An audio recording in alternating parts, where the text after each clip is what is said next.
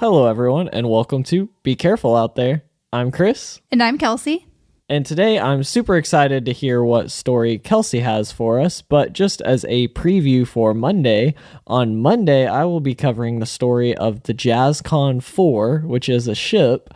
And there will be mention of pirates in my story. So we have that to look forward to on Monday's episode. I have that to look forward to because pirates are my favorite. I know, you love the Pirates of the Caribbean movies. I haven't seen those in years. It would be really fun to watch them. Yeah, I kind of wanted to watch one the other day, and it was like the one time you weren't in the mood to watch them. Yeah, and the one time that you were in the mood. I know, because So I tragic. usually don't want to watch those movies, and you usually do. Well, I don't have much small talk for today. Unless you have anything, I'm ready to dive right into your story. No, I hope everyone had a good Halloween. Mine was super uneventful, just delivering pizzas. Yeah, And nothing super crazy busy. even happened. Yeah, Halloween was super busy, and then we're recording this on November 1st. So yesterday was super busy for Halloween, and then today I worked a really long shift because someone called out. So yeah, that's why I don't have a whole lot of small talk. Like, I'm just really tired and drained and kind of just ready to go to bed. But at least I get to spend some time with you and hear an interesting story before then. Okay, I just hope it doesn't give you nightmares right before bedtime. Yeah, I hope not as well. So before I start, I want to say, Be Careful Out There is a true crime podcast, so listener discretion is advised. Please be aware that this particular case involves gun violence, sexual abuse, and murder. Today, I am going to be talking about a married couple named Jose and Mary Louise, or Kitty, Menendez. I'm saying the name as best as I can. I believe it is Menendez. I'm so sorry if I get it wrong. I spent so much time on pronouncenames.com. That's in like preparation. Your most frequently visited website recently. It really is. pronouncenames.com. Because I want to get people's names right. Unfortunately, they were both killed by their two sons in their Beverly Hills home on August 20th, 1989. This case is an interesting one to me because I do feel like with all the information we have, it's still kind of shrouded in mystery, but you'll see what I mean by that later. First, I'll give you a little bit of background information about the family. Jose Enrique Menendez was born in Havana, Cuba on May 6th, 1944. His parents were both athletes, and as a kid he excelled in swimming, soccer, and basketball. At the age of 16, shortly after the start of the Cuban Revolution, he moved to the United States without his parents. This is always super rough, of course, but Jose was able to look after himself by getting a swimming scholarship at Southern Illinois University. And while he was attending school there, he met his wife, Mary Louise, or Kitty, Anderson. They decided to move to New York together shortly afterwards, where Jose would earn a degree in accounting at Queens College. I'm not sure how he paid for it, but he must not have needed the swimming scholarship that bad. Good for him. The couple had their first son, Joseph Lyle, who just went by Lyle, in 1668, and their second son, Eric Galen, in 1970. And then... Hold on. You said 1668. in 1968. They had their first son in Literally. 1668, and then they had their second son in 1970. 302 years apart. It's so funny because I have a script that I'm working with, and if I type something wrong, a lot of times I'll say it wrong too. But yeah, it was 1968, not 1668. That's so funny. And then shortly after Eric's birth, the couple moved to New Jersey, and Kitty quit her teaching job to stay home with her sons. Meanwhile, Jose had been climbing in his career in the entertainment industry, becoming an executive at RCA Records. This afforded the family a very comfortable lifestyle, including a $1 million estate in Princeton, New Jersey, that they got to call home, and Lyle and Eric got to attend Princeton Day School, where they developed their skills in soccer and tennis. Hold on, did I miss something here? I thought you said he was going to get like a degree in accounting and then all of a sudden he's progressing in a career in the entertainment field. Yeah, he was all over the place, and I feel like he just sort of stayed wherever he excelled. I don't know. It's weird because I feel like he didn't have to climb for very long. Like, that was the weirdest thing about all of this. Well, it's not uncommon for somebody to get a degree and not use it. I mean, True. This podcast is the closest thing that you've ever done to using your degree. Yeah, exactly. So it doesn't really communications. matter like what his degree was in. He just had a degree and, he was a corporate executive. I feel like that's how that works. Yeah, and I mean, he could have been like a CFO or something like that where he was using an accounting degree. It just really caught me off guard that you said in the entertainment industry, because I was like, whoa, I thought this guy was an accountant. It really didn't seem like he was doing any accounting. He was actually signing talent. Okay, yeah, interesting. I don't know if he actually used his accounting degree for anything. So that's a good question. I mean, maybe if you're signing talent, maybe you can offer some advice about, compensation and how it can be used and things like that. I don't know. Maybe I'm sure it helps somehow. Yeah, maybe he wiggled some personal finance in there, like giving some free personal finance advice to some of the talent he was trying to sign, and maybe that caused them to buy into him a little bit. I don't know. Maybe he used a little bit of accounting in there. And I feel like just having that knowledge would also help you personally too. Like, it doesn't even have to do with your career. Like you said, just about personal finance. Yeah, being an accountant is something I honestly would be kind of interested in. Like, I love numbers, but I wouldn't really want to be going over the numbers of other people's businesses for them. It's like, if I had my own business with a lot of numbers, I would love to be my own accountant. Yeah. That would save you a lot of money. So life looked pretty perfect from the outside because on paper, this family was doing really well. But Jose ended up having some kind of clash with an executive at his company after not getting the role for executive vice presidency. So he decided to just quit that job and move his entire family to Beverly Hills. There, he was able to start working for International Video Entertainment. The company was very happy to have him there because the previous year, they had lost $20 million. But in his first year, Jose was able to turn an $8 million profit, and the next year he doubled that. He was described by one of his workers as the perfect corporate executive. They said he had an incredible dedication to business. He was focused, specific about what he wanted from business, very much in control. He believed that whatever had to be done should be done, with no heart if necessary.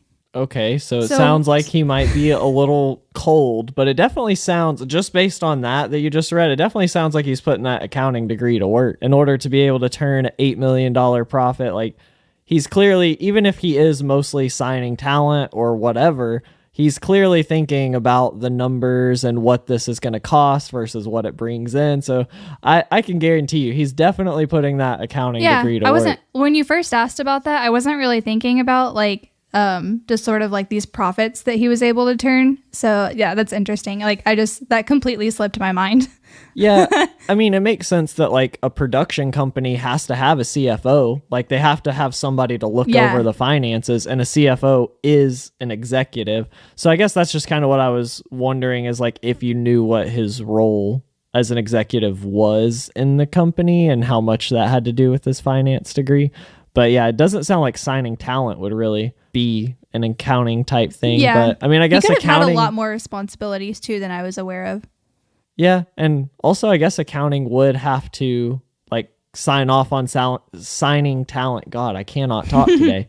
Accounting would need to sign off on signing talent because you need to know how much you can pay that talent per year, and then you have to have some sort of guess or estimate of what that talent's going to bring in versus what you're paying them. Yeah. So we know that he wasn't the best person, but we don't really have any specific details there. Probably just a cutthroat executive that didn't really know how to treat people. That's my guess. But that's what I found out about Jose's career. His personal life, it seems, had a lot to do with his wife and kids. They were described as one big happy family that would eat dinner together and go on fun trips regularly. However, I can say with 100% certainty that they were not a super happy family. When Lyle was a young child, his cousin Diane came to visit, and he informed her that his father had been sexually abusing him. Diane was concerned and repeated the information to Kitty, but unfortunately all Kitty did was call her son a liar. That was her response to the situation. I feel like that's not uncommon for a parent to dismiss a child as lying or having a wild imagination or whatever. An allegation that serious should always be taken seriously. That doesn't necessarily mean it happened, but it should be at least investigated thoroughly. It should never just be dismissed for something that serious. Well, yeah, her response was to call her son a liar and take him into the other room, and then the cousin never heard anything about that ever again. Yeah, that definitely sounds super shady. And then also, at another point in their childhood, a different cousin named Andy was told by Eric that he was being abused. So the boys did both speak out about their father sexually abusing them as kids, just not to any great extent. They didn't tell an adult, as far as I know. And both of these witnesses, both cousins, did testify about this in court. So with all of that in mind, here is what happened. On August 20th, 1989, Jose and Kitty stayed home for a movie night, while Lyle and Eric went out to the movies. The story that they initially gave is that they came home to find both of their parents shot and killed. Jose had been shot 6 times and Kitty had been shot 10 times, to the point where they were both almost unrecognizable as humans.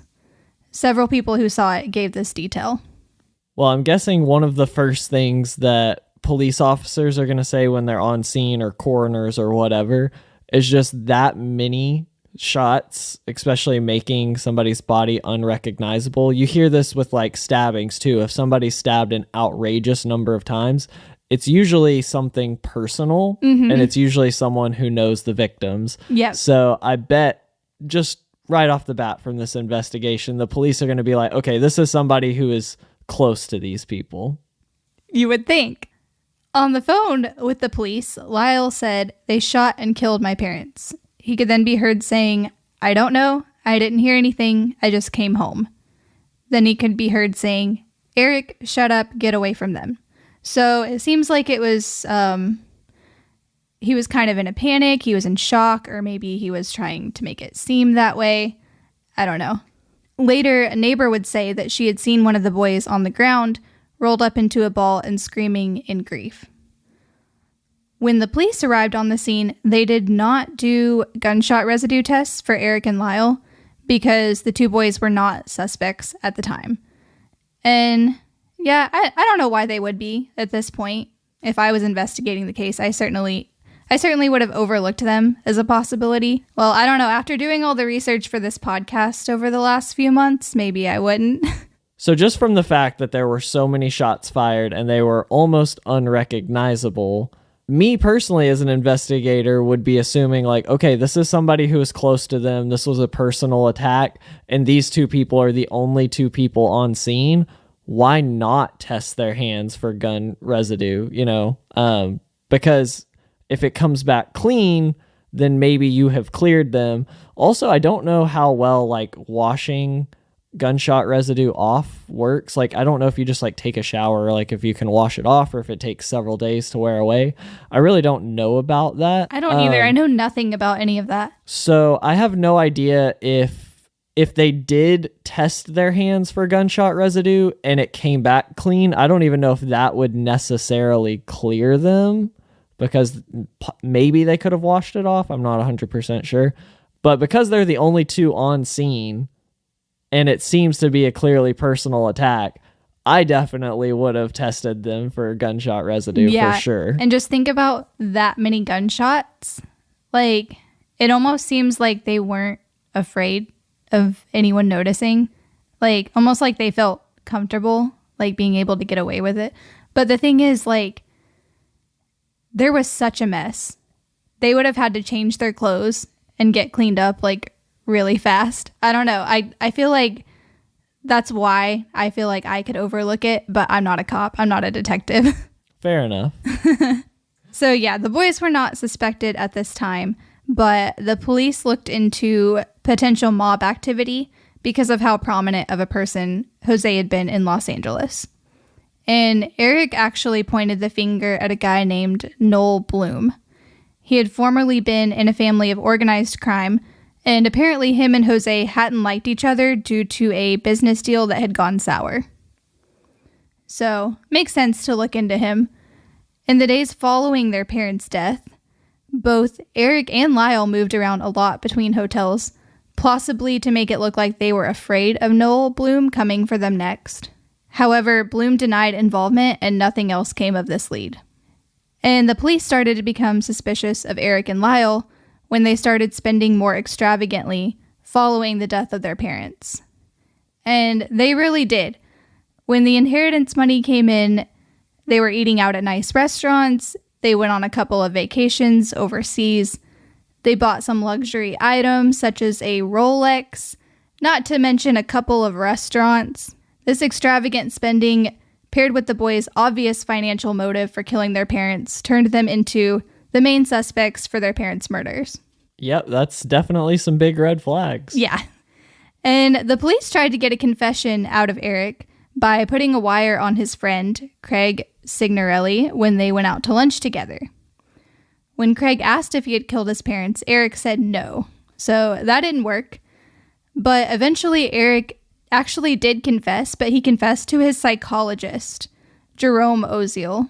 This is interesting because I know this is a thing that can happen, but I've never come across a case where this did happen. To my knowledge, you can tell your therapist anything, and they aren't supposed to tell anyone unless you're planning on harming yourself or someone else. That's interesting. I wonder, and maybe you have this in your research here, but yeah, I was operating under the same assumption that it's confidential unless you plan on hurting yourself or someone else.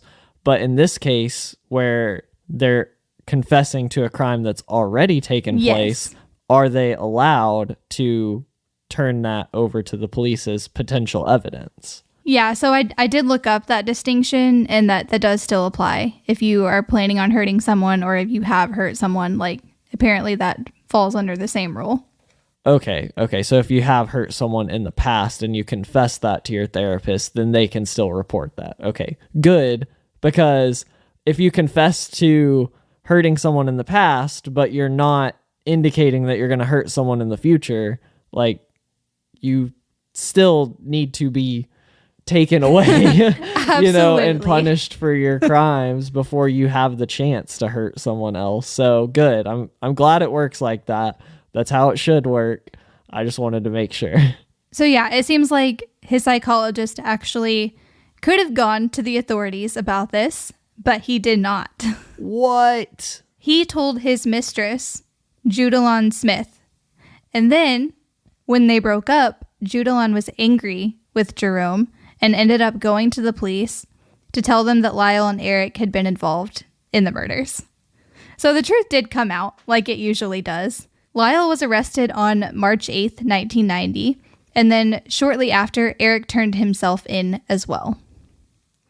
And the meetings between Eric and his therapist, Jerome, were taped, and they were originally ruled to be admissible evidence for the case by Judge James Albrecht, but eventually it was determined that all of the tapes could be used as evidence except for the part where they had been discussing the murders. The laws are just super weird concerning all of this. Like, when I'm going through these court trials, like, a lot of things just don't make a whole lot of sense to me, but I'm like, oh, that's how it works. Yeah, it is super weird, but I think I can kind of make sense of this. Mm-hmm. So there was a confidentiality agreement. Yeah. And the therapist could have gone directly to the police or the psychologist or whatever. And they should have, but for some reason they didn't. And then they gossiped about it to a partner Which you're not supposed to do. Yeah. Which, every therapist does that. Like, every therapist that's married, they tell their spouse. I can't imagine one of us being a therapist and then us not discuss. Like, we wouldn't say names or anything, but I just cannot imagine that stuff not coming up. Yeah, and that's probably what happens a lot, is that therapists probably don't give specific names or information like that, but they just talk about the stories that they hear to their partner or whatever. And then their partner probably shares some of those details with their friends or whatever. And, it gets out. So I wonder how much that has been told to therapists actually stays confidential. I would reckon, it's probably a pretty high percentage because most of the things they hear are probably pretty boring. But let's say the top tier, like juicy stuff, probably 90% of it they've told to somebody else. Is anyone listening who is a therapist? If so, let us know how this works. Like, I'm just so curious. Okay, anyway, back to what you were saying. There are a lot of laws about making sure that you're collecting evidence legally. And so because this was told to somebody who was told to somebody who was told to somebody, that then became a lead that then took them to the tapes, but really should have never gone down that path because the therapist never should have told anybody else. I could see how collecting that as evidence could be grounds for maybe a mistrial. So they don't want to use it as evidence in the main case, because if they get convicted and then file an appeal and then the original case gets dismissed because of that faulty evidence or their backwards way of collecting it, like that puts the whole case in jeopardy. So it's better for a judge to say, look, we cannot use this evidence, and let the case proceed on to where there's less likely to be a strong appeal. Which is basically what I was able to find out about it. So yeah, you're exactly right. It was just a really messy situation. Yeah, definitely. It would have been much simpler if the psychologist or psychiatrist just went to authorities directly, and then it probably would have been able to been used as evidence. Exactly. Either way, the boys had confessed to murder at this point. However, their defense lawyer, Leslie Abramson, really wanted to push the narrative that the boys had been afraid of their parents and felt like they had to defend themselves. There were obviously those sexual abuse allegations that had never been looked into, and both Eric and Lyle testified about all of this in court, saying that it had been ongoing, like throughout their lives. They described their father as a cruel perfectionist and a pedophile. And their mother was described as an enabling, selfish, mentally unstable alcoholic and drug addict who encouraged her husband's behavior. And she was allegedly violent towards the boys as well. The prosecution, at the same time, was obviously arguing that the boys had just wanted the inheritance money, and that was why they had killed their parents. And I just want to pause right here so I can give one of the trashiest trash takes I have ever heard. This came from Lyle's prosecutor, Pam Bosnick. She said that men could not be raped because they lack the necessary equipment to be raped. So fuck you, Pam, and I'm not sure who let you be a lawyer, but I hope you're not doing well wherever you are now. What the fuck? A lawyer said that? Yes. What the hell? That's so fucked up. But anyway, the trial ended in both brothers being convicted of first-degree murder and conspiracy to commit murder, and were sentenced to life in prison with no possibility of parole. See, so if all those things happened with the sexual assault from their father and the mother being an enabler and things like that, like that's horrific for any child to have to go through. But there are a lot of children that go through that without murdering their parents. That's true. There's other ways to go about dealing with that and getting justice in the right way. Yeah, you're right. This was a super grisly and violent crime. And we know that Lyle and Eric were responsible. I just feel like we don't have all of the information. Like, I'm willing to ponder the possibility that they really did fear for their lives, or at least their safety in some way, and maybe thought this was a good idea. I'm not defending it. I'm just saying, think about it. They both made the decision to kill their parents, not just one of them. It could have been a cold-blooded murder, but I honestly don't think I know enough about what was going on in their family to determine that or not. I don't know. This is just a really weird one to me. And the whole situation just seems super sketchy. And like, that guy from the mob was involved. Like, I don't know. Like, could there have been more people? Like, not in the murder, but like in their lives. And it's like he was a really prominent person. And it's like, I don't know, did they have somebody else to be afraid of? Like, I just really don't know. Yeah, we don't know to what degree they feared for their lives. But for a crime this heinous, it would seem like for this amount of force to be used, they would need to be like actively being attacked and then defending themselves, which does not seem to be the case in this scenario. Because if your dad is coming at you with a knife and you shoot him in the chest, well, that's self-defense, you know, if you actually feared for your life. But if they're watching a movie and you shoot them in the back of the head, that is not self-defense in any way. I definitely don't think you can call it self-defense if you're going by like just the pure definition of self-defense. But maybe there was some part of them that felt safer with their parents dead, is what I'm trying to say. It's kind of like, I think it's often referred to as like battered woman syndrome or something like that, where a wife has been abused by her husband for years and years and years, and then one day just snaps and kills him. Yeah. And yeah, that's what I'm thinking that this might actually be. It could be something like that. But like you said, nobody ever investigated any of these allegations of the sexual assault. And it's like, how do we know the only two people alive are the two killers? And it's like, how much can you trust what they're saying? Did those things actually happen? Did they not? There's no way for us to really know. Yeah, there's just so much we don't know. They were sentenced back in 1996, and many people believe that they've served long enough. Not only that, but there are also people out there who believe that the boys didn't even kill their parents and that they just ended up having to cover for someone else they were afraid of. That's an interesting theory. I don't think I've ever heard that. I think it's just a that. theory, but yeah, it's I don't know. It's just really interesting. I guess we may never know, but the boys still maintained that they did kill their parents and that it had been because of the abuse that they had suffered at their hands. They've tried several appeals over the years, all of them unsuccessful, but interestingly, there has been a new development in this case in the current year of 2023. So I said that Jose Menendez had worked in the music industry. Well, a Puerto Rican musician by the name of Roy Rossello spoke out on the Today Show, saying that he had been drugged and raped by Jose Menendez at the age of 14 when he had visited their home in New Jersey. So I definitely think there is truth to these allegations, and it makes me believe that it could have played a huge part in the murders, like they said. But again, there's a lot of mystery surrounding this situation because the only people that know all the facts are Lyle and Eric, like you said.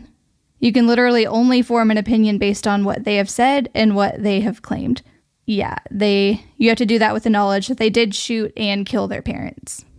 I wouldn't say that it's unlikely that they were abused. Like I wouldn't say like, oh, they're just lying to get sympathy and try and get out of jail or whatever. I believe the statistic is like 1 in 2 women have been sexually abused at some point in their life and 1 in 3 men. So, I mean, it's pretty high odds that there is a possibility that they were assaulted at some point. Like that definitely could have happened. It's just how violent the murder of their parents was. It just, that part seems unnecessary. Yeah. It seems way too heinous, and it seems like it could have been dealt with in a better way.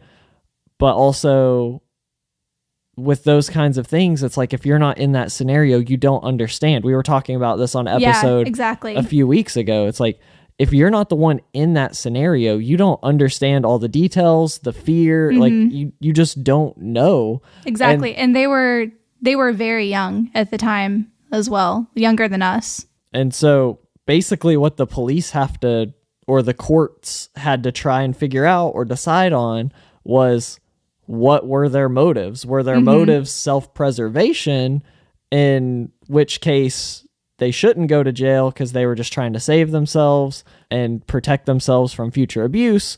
Or was it, we want the money and we can disguise our greed from the money with the abuse, and that And there's it's like no way to unless they both look like that's the situation. Like unless either one you could be true. plug a computer into their brain and like download all the information from their brain, there's no way that you would be able to differentiate those two things. And I know.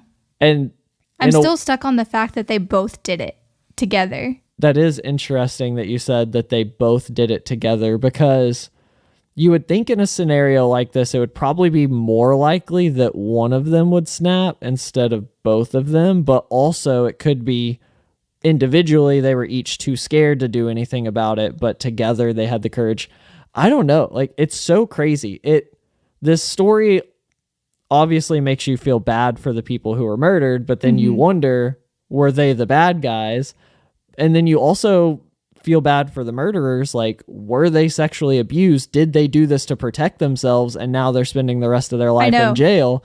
But on the other hand, you're like, or did they just do it for the money? It's just so confusing. And I think that's why this is such a popular case. Exactly. And that's exactly why I wanted to talk about. Because there's just a lot to unpack here. Like, usually I'm talking about just simple, like, cold-blooded murder committed by known psychopaths, but there's just a lot more to this one. Was it murder? Did the boys just feel trapped in a horrific home life? And if they really did feel the need to kill their parents to feel safe, I mean, they spent their life behind bars. Like, I just don't know how to feel about this one. I don't either. And I think this is one that people are very divisive on. And I bet that there are a lot of people that are just always going to be questioning this case. Yeah, that's why it doesn't surprise me that there are people theorizing that they didn't kill their parents, because that's just a natural thing for people to do with really popular cases like this. But I will say that if you're ever lucky enough to afford a Beverly Hills mansion, be careful out there. Well, I heard Link on Ear Biscuit say that the worst thing that can happen to a privileged person is you burn the roof of your mouth on hot food that you were too impatient to wait to eat. And that's probably why you're privileged, if that's the worst thing that can happen to you. I mean, this family sounded pretty privileged, and I think what happened to them was way worse. Oh, yeah, for sure. Sorry, for those of you that didn't get that reference, Ear Biscuits is a podcast that I listen to with Link and Rhett from the YouTube channel Good Mythical Link Morning. and Rhett. Rhett and Link. Hey, it's always said Rhett and Link. Okay? Do they ever call themselves Link and Rhett? I had to give Link his time, in the spotlight, okay? Good. You're the only one I don't that think does. I've ever heard them referred to as Link and Rhett, and I don't know why I said that. It'd be funny if they changed their channel name one day to just Link and Rhett. I honestly think I just said Link and Rhett instead of Rhett and Link just because I was specifically talking about Link. All right, well, I think it's time to wrap this one up. If you all enjoyed this episode and you want to help us out, the best thing you can do is leave us a 5-star review on whatever podcast platform you're listening on. And be sure to join us on Monday for my story, where we cover the JazzCon 4 and talk about some pirates. And give us a follow if you want to hear a new episode every Monday and Wednesday. And as always, be careful out there.